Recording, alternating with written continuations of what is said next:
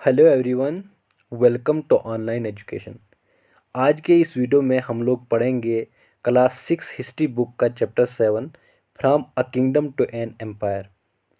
इससे पहले के जो 6 चैप्टर हैं वो हम ऑलरेडी पढ़ चुके हैं और उनकी जो वीडियोस हैं वो इसी चैनल पे अपलोडेड हैं। इस चैप्टर को पढ़ने से पहले उन 6 चैप्टर को ज़रूर देख लेना, ज़रूर पढ़ना और उसके बाद इस चैप्टर को पढ़ना। 6 से लेकर 10th तक जो एनसीईआरटी हैं, चाहे वो हिस्ट्री की हो, पॉलिटिकल की हो, ज्योग्राफी की हो या इकोनॉमिक की हो, उनको पढ़ना बेहद ज़रूरी है। हर एक उस एस्पिरेंट के लिए जो जेकेपीएससी, यूपीएससी, जेकेएसएसबी या एसएससी की तैयारी कर रहा है, उसके लिए एनसीईआरटी का पढ़ना बहुत ही ज़्यादा ज़रूरी है, क्योंकि मैक्सिमम क्वेश्चन जो हैं वो एनसीईआरटी से ही पूछे जाते हैं। इसलिए इन एनसीईआरटी को पढ़ना बहुत ही ज़्यादा ज़रूरी है। तो मुझे उम्मीद है कि आप इस मेरे वीडियो लेक्चर को शुरू से लेकर एंड तक ज़रूर देखेंगे। So let's start. सबसे पहले जो यहाँ पर आपको ये लाइन कैपिटल जो आपको यहाँ पर दिख रहा है, 3 लाइन्स आपको यहाँ पर दिख रहे हैं। ये लाइन कैपिटल है जो कि जिसको अशोका ने बनाया था, और यहाँ पर आपको 3 लाइन दिख रहे हैं। एक्चुअली ये 4 लाइन है, क्योंकि हम इस साइड से देख रहे हैं तो 3 ही दिखेंगे, अगर उस साइड से देखेंगे तो हमें तब 3 ही दिखेंगे, लेकिन एक्चुअली ये 4 लाइन्स हैं यहाँ पर। अब ये 4 लाइन्स क्या शो करते हैं, क्या दर्शाते हैं? तो ये शो करते हैं power, pride, courage and confidence. और ये लाइन कैपिटल जो है ये हमारा नेशनल एम्बलम भी है। इसके बारे में जानना बहुत ही ज़्यादा ज़रूरी है, क्योंकि कभी कभी इससे भी क्वेश्चन पूछे जाते हैं। The lines that we see on our notes and coins have a long history. जो लाइन्स हम अपने नोट्स और अपने कॉइन्स पे देखते हैं उनकी एक बहुत ही लंबी हिस्ट्री रही है। They were carved in a stone and placed on a top of a massive stone pillar at Sarnath. उनको कर्व्ड करके उसके बाद जो सारनाथ के अंदर एक बहुत ही बड़ा स्टोन का पिलर है जो कि अशोका ने बनाया है, उसके टॉप पे इनको प्लेस किया गया है, उनको इनको मतलब लगाया गया है, रखा गया है। Ashoka was one of the greatest rulers known to history. Ashoka जो था वो बहुत ही बड़ा रूलर था जिसको हिस्ट्री में जाना जाता है आज, और अशोका को अशोका द ग्रेट के नाम से भी जाना जाता है। On his instructions inscriptions were inscribed on pillars as well as on rock surface। तो इंस्क्रिप्शन जो होते हैं ये एक राइटिंग होती है जो कि हार्ड सरफेस पे खोद के लगाई जाती है। मतलब किसी भी हार्ड सरफेस पे अगर आप खोद के लिखते हो तो उसी को हम इंस्क्रिप्शन कहते हैं। तो अशोका जो अपने ऑर्डर्स देता था, इंस्ट्रक्शंस देता था, वो उनको लिखवाता था पिलर्स पे और रॉक्स पे। मतलब जो भी हार्ड सरफेस होते उन पे उनको वो लिखवाता था, इंस्क्राइब करवाता, मतलब खोद के लिखवाना किसी जगह पे। वो इसलिए करता था, इसलिए वो अपना रिकॉर्ड रखता था, मतलब हार्ड सरफेस पे लिखवाता था, अपने रिकॉर्ड्स को रखवाता था, ताकि वो लंबे समय तक रहे और लोग जो हैं वो मेरे बारे में जान पाएँ और मैंने क्या क्या काम किए उनके बारे में जान पाए। Before we find out what was written in these inscriptions, उससे पहले कि हम जान पाएँ कि इन इंस्क्रिप्शंस में क्या लिखा है, let us see why his kingdom was called an empire. तो हमें देखना है, हमें ये जानना है या जानना चाहिए कि उसकी किंगडम को एक एम्पायर क्यों कहा जाता था। तो सबसे पहले हम ये जानेंगे कि किंगडम और एम्पायर में क्या डिफरेंस है, मतलब कि क्या अंतर है। किंगडम, इनका जो डिफरेंस है, अंतर जो है वो एरिया के हिसाब से है। किंगडम जो होती है मतलब साम्राज्य, इसका जो एरिया होता है वो बहुत ही छोटा होता है, वो छोटा होता है एज़ कंपेयर टू एम्पायर। और अगर हम एम्पायर की बात करें तो एम्पायर का एरिया जो होता है वो बहुत ही बड़ा होता है। यही इनके बीच का अंतर है। आई होप कि आपको अच्छे से समझ में आया होगा। The empire that Ashoka ruled was founded by his grandfather. और जिस एम्पायर पे अशोका ने रूल किया उसको उसके दादाजी ने कायम किया था, उसके ग्रैंडफादर ने कायम किया था, जिसका नाम था चंद्रगुप्त मौर्य। 2300 साल पहले उसने इसको कायम किया था। Chandragupta Maurya was supported by a wise man named Chanakya और कौटिल्य। तो चंद्रगुप्त मौर्य जो है इसको एक होशियार, एक अक्लमंद इंसान ने मदद की थी, इसको सपोर्ट की थी। उसका नाम था चाणक्य और Kautilya. Many of Chanakya's ideas were written down in a book called अर्थशास्त्र। एक बुक थी जिसका नाम है अर्थशास्त्र, और इसके अंदर चाणक्य के बहुत सारे आइडियाज़ को लिखा गया है। आई होप कि यहाँ तक आपको अच्छे से समझ में आया होगा।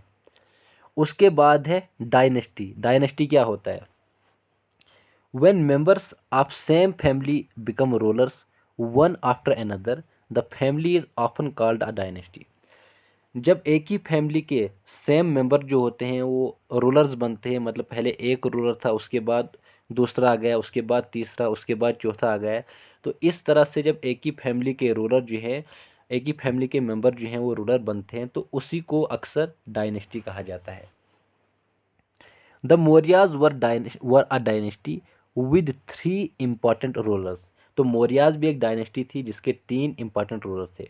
एक चंद्रगुप्त मौर्य, दूसरा उसका बेटा बिंदुसारा, और उसके बाद बिंदुसारा का बेटा अशोका। तो अशोका जो है वो बिंदुसारा का बेटा है, और उसके बाद बिंदुसारा जो है वो चंद्रगुप्त मौर्य का बेटा था। आई होप कि आपको अच्छे से समझ में आया होगा। There were several cities in the empire marked with black dots on the map। कई सिटीज़ थी सल्तनत के अंदर, एम्पायर के अंदर, साम्राज्य के अंदर, जो कि ब्लैक डॉट से मैप पे यहाँ पर मार्क की गई है। यहाँ पर आप देख सकते हैं, यहाँ पर मैप दिया गया है, और इस पे ये जो ब्लैक डॉट्स यहाँ पर है, टैक्सिला, उसके बाद पाटलिपुत्र, उसके बाद उज्जैन, ये जो हैं ये कुछ सिटीज़ हैं जो कि इस एम्पायर के अंदर आती हैं। These included the capital Pataliputra, Takshashila और उज्जैन। तो इसमें कैपिटल पाटलिपुत्रा, तक्षशिला और उज्जैन आती है। तक्षशिला जो थी, ये तक्षशिला एक गेटवे था नॉर्थ वेस्ट का, जिसमें सेंट्रल एशिया आता है। उसके बाद उज्जैन जो है ये नॉर्थ और साउथ इंडिया के बीच का जो रास्ता है वहाँ पर, उस रास्ते में लोकेटेड है। Merchants, officials, crafts person. Merchants मतलब जो व्यापारी वगैरह होते थे, बिजनेसमैन जो होते थे, और दूसरे ऑफिशियल्स और क्राफ्ट्स पर्सन मतलब हुनरमंद लोग जिनके पास कुछ हुनर होता था, ब्लैक स्मिथ वगैरह। ये लोग जो होते थे, कहा जाता है कि शायद वो इन सिटीज़ के अंदर रहते थे। और दूसरे एरियाज़ के अंदर मतलब कुछ गांव थे फार्मर्स, किसान्स के और हर्डर्स के। हर्डर्स मतलब जिनके पास माल मवेशी होते थे, जो माल मवेशी को चराया करते थे। तो कहते हैं कि यहाँ पर दूसरे एरियाज़ के अंदर उनके गांव हुआ करते थे।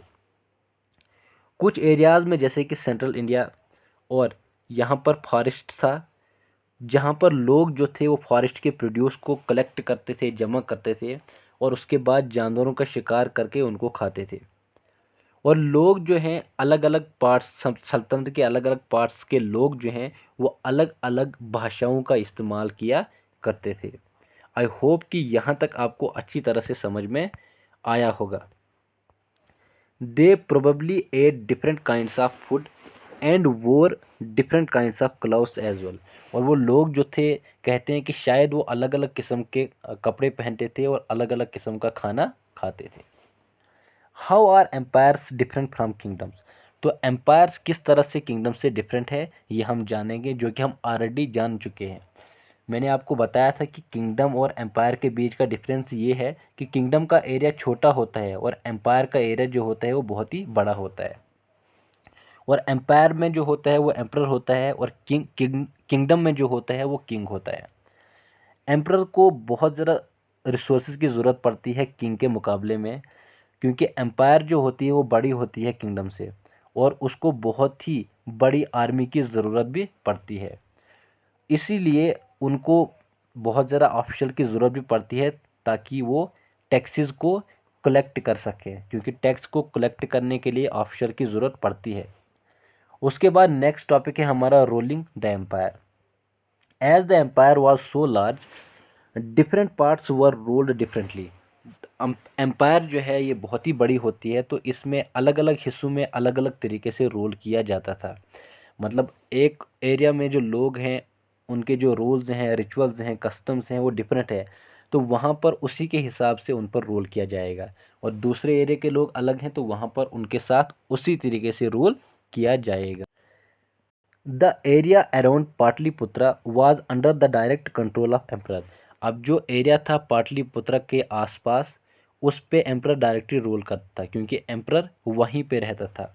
इसका ये मतलब है कि ऑफिशियल को अपॉइंट किया जाता था टैक्सेस कलेक्ट करने के लिए फार्मर से, हर्डर से, क्राफ्ट पर्सन से और ट्रेडर से, जो कि गाँवों में रहते थे और शहरों में रहते थे।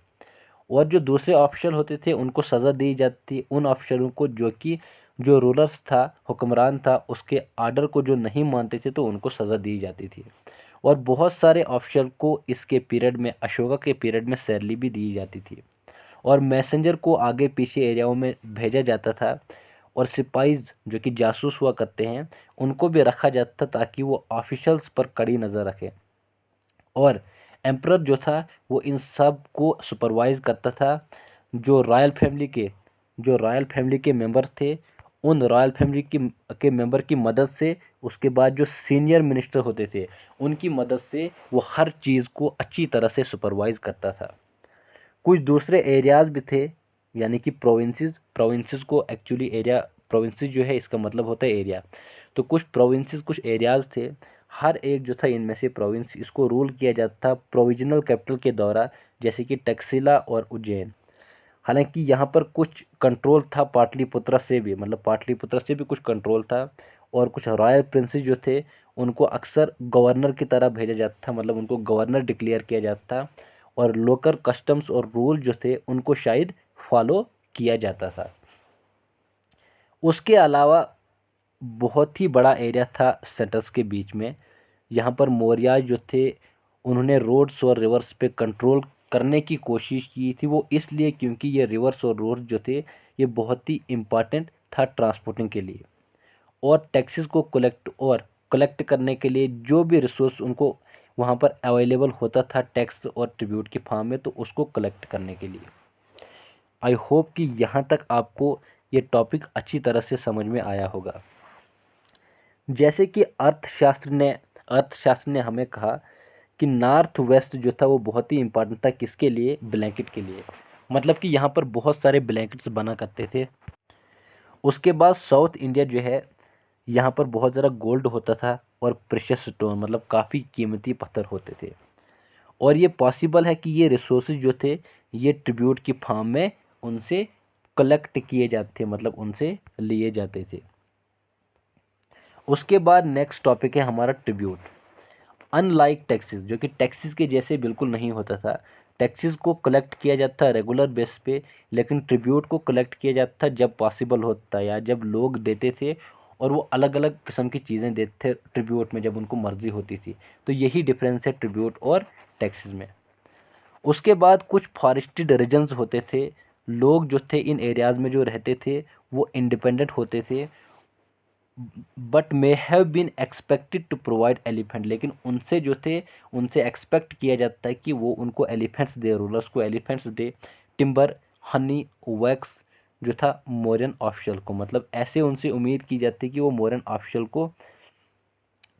ऑफिशियल को एलिफेंट भी दें, टिम्बर दें, उसके बाद हनी और वैक्स वगैरह ये सारी चीज़ें वो उनको दिया करते थे। उसके बाद हमारा टॉपिक है emperor and the capital city. Megasthenes was an ambassador who was sent to the court of Chandragupta by a Greek ruler of West Asia named Seleucus Nicator। तो मेगास्थीन्स जो था ये एक एम्बेसडर था। एम्बेसडर एक ऐसा पर्सन होता है जो किसी दूसरे देश का होता है मगर वो किसी पर्टिकुलर देश में रहता है। तो उस इंसान को, मेगास्थीन जो था वो एक एम्बेसडर था जिसको ग्रीक रूलर जो था सेल्यूकस निकेटार, उसने चंद्रगुप्त मौर्य के कोर्ट में उसको भेजा था। तो मेगास्थनीस ने एक अकाउंट लिखा था जिसके बारे में वो बताता है, the occasions on which the emperor appears in public. कहता था कि जब, मतलब एम्परर पब्लिक के पास जाता था, वो ओकेजन जब एम्परर पब्लिक के पास जाता था, पब्लिक के सामने नमूदार होता था, तो उसको सेलिब्रेट किया जाता था ग्रैंड रॉयल प्रोसेशन से, मतलब बहुत ही अच्छी तरह से उसको एक बहुत सारे ग्रैंड और रॉयल प्रोसेशन से उसको क्या किया जाता था, सेलिब्रेट किया जाता था। एक प्रोसेशन होता था ग्रैंड रॉयल का, जिससे उसको क्या किया जाता था, सेलिब्रेट किया जाता था।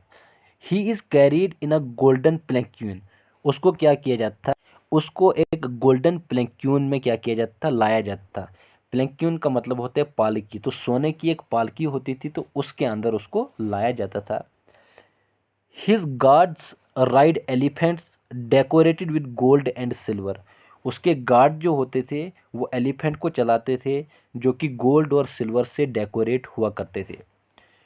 कुछ गार्ड जो थे वो दरख्त को भी, ट्रीज को भी अपने साथ लाते थे जिस पर बर्ड्स रहते थे। और एक फ्लॉक ऑफ ट्रेंड पैरोट, मतलब जो ट्रेंड पैरोट था उनका भी एक फ्लॉक, एक झुंड, एक ग्रुप होता था, that circle about the head of emperor, जो कि एम्परर के हेड के इर्द गिर्द एक सर्कल बनाता था। The king is normally surrounded by armed woman, armed woman से किंग जो था वो सराउंडेड होता, मतलब उसके आसपास औरतें होती थी जिनके पास हथियार होते थे। He is afraid that someone may try to kill him, और उसको डर लगता था कि कोई उसको मार ना दे, तो इसलिए उसके पास कुछ सर्वेंट्स थे, उसके पास स्पेशल सर्वेंट होते थे, जिनको वो कहता था कि जो जब उसको खाना खाना होता था तो खाना खाने से पहले उनको कहता कि आप पहले इसको टेस्ट करें। He never sleeps in the same bedroom for 2 nights, वो 2 नाइट्स तक एक ही बेडरूम पे कभी नहीं सोता था। एंड अबाउट पाटलिपुत्रा, उसके बाद मेगास्थनीज ने पाटलिपुत्र के बारे में भी लिखा है। तो पाटलिपुत्रा मॉडर्न पटना, जो पाटलिपुत्र है जो कि आज का पटना है, तो उसने लिखा है इसके बारे में कि ये बहुत ही बड़ा और खूबसूरत शहर था। इसके आसपास एक बहुत ही बड़ी दीवार थी, 570 टावर्स, 64 गेट्स थे। और घर जो थे वो लगभग 2 या 3 स्टोरीज के होते थे, जो कि लकड़ी और कच्ची ईंटों से बनाए जाते थे। और जो बादशाह का महल होता था वो भी लकड़ी से बनाया जाता था, और उसके बाद उसको स्टोन कार्विंग से सजाया जाता था। और इसको, इसके इर्द गिर्द कुछ गार्डन बनाए जाते थे और एनक्लोजर उस फॉर कीपिंग बर्ड्स, और उसके बाद एनक्लोजर उसको किया जाता था, मतलब उसको अच्छी तरह से वहाँ पर एक एनक्लोजर बनाया जाता बर्ड्स को रखने के लिए, ताकि वो बर्ड्स भी अच्छी तरह से वहाँ पर रह पाएँ। आई होप कि ये टॉपिक आपको अच्छी तरह से समझ में आया होगा। उसके बाद है Ashoka, a unique ruler. The most famous Mauryan ruler was Ashoka, मतलब मौर्यन का सबसे मशहूर हुक्मरान जो है वो अशोका था, जो कि पहला रूलर था जिसने जिसने कोशिश की थी अपना मैसेज देने की लोगों को इंस्क्रिप्शन के थ्रू, मतलब इंस्क्रिप्शन के थ्रू उसने अपना मैसेज देने की कोशिश की थी लोगों को।